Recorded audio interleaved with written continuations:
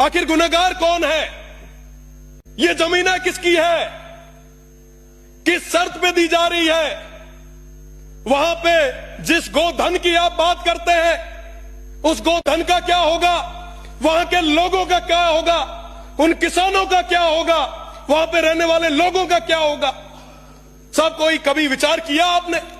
लाखों करोड़ों हेक्टेयर जमीन दे दी, आज भी देते जा रहे हैं। सब इस बदले में आपको मिला क्या?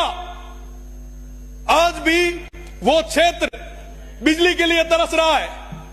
पहले वो अंग्रेज थे, हमारे उस समय के स्वतंत्रता सेनानियों ने लड़के उन्हें भगाया, पर अंग्रेजों के रूप में ये जो नए लोग आ रहे हैं, मैं आपसे निवेदन करना चाहूंगा कि इस तरीके से रेवड़ियां बांधना आप बंद करें। साहब, मैं इस सदन में रह के बात कर रहा हूं और मैं आपको यह भी याद दिला देता हूं कि आखिर में जब वोटों की बारी आई तो वो जनता, वो लोग वोट देंगे, ये अधिकारी और ये कंपनियां वोट नहीं देगी। साहब, उन लोगों के साथ जो गलत हो रहा है, जो अत्याचार हो रहा है, वो कभी माफ नहीं करेंगे। मैं आपको बताना चाहूंगा, लगभग सारे कैबिनेट मीटिंग 16 जून को कैबिनेट मीटिंग हुई।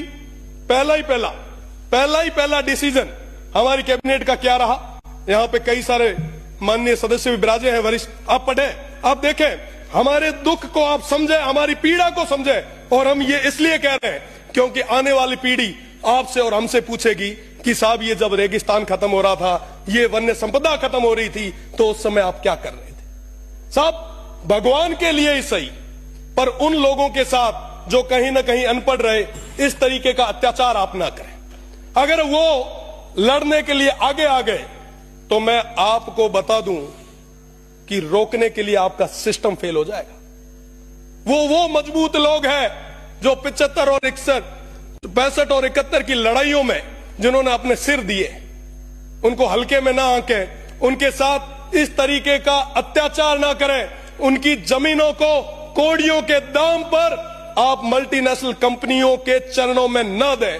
मेरा पुनः आप सभी से निवेदन कि आप उनकी पीड़ा को समझते हुए ये जो अनैतिक ढंग से जो लैंड अलॉटमेंट हो रहे हैं, इसको पूर्ण तरीके से आप बंद करें, उन सीमांत के लोगों के साथ न्याय करें। बहुत बहुत धन्यवाद। जय हिंद, जय भारत।